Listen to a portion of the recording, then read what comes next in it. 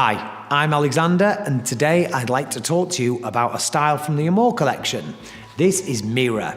I love Mira. What do I like about it to begin with? Well, first, she's a bob, and I love bobs.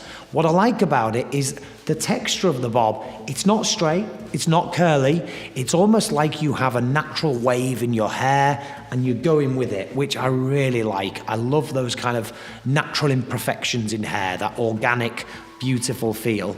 And Mira has that very, very timeless haircut. If I show you from the side, well, let me show you the front. So we have a bit of a lace front here, so it looks very, very natural when growing out of the scalp. Of course, we have a long sideward bang, which sits just below or on the cheekbone. And we have face framing layers. You can see how they're hugging around the face, very flattering indeed. When I come to the back, you can see we've got that lovely movement in the back, but it's still a solid bob with that little kick and movement to it. I just love this.